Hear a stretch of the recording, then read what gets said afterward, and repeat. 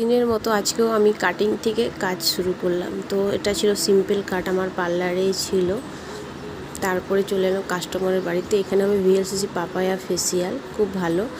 তো তারপরে হবে O3 D10। তো প্রথমে O3 D10টা করবো, এই O3 D10 তারপরে ফেসিয়াল। তো O3 D10টা একমাত্র ব্রাইডালের জন্য খুব ভালো হয়, আর যারা এমনি সময় করতে চায় তারাও করতে পারে। তারপরে এখানে হবে ভ্যাকসিন। তো ভ্যাকসিনটা গরম বসিয়ে দিই, ততক্ষণে আমরা ফেসিয়াল D10টা করে নেওয়ার পর ভ্যাকসিনটা করব, ততক্ষণে ক্রিমটা গরম হয়ে যাবে। তো ফেসিয়াল হয়ে যাওয়ার পর এখানে দেখো ক্রিমটা ততক্ষণে গরম হয়ে গেছে, একটু টাইম লাগে, বুঝতে পারছো।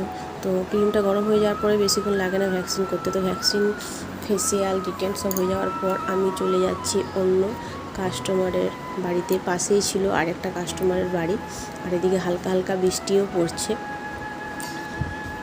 তো আমি চলে এলাম দিদির বাড়িতে।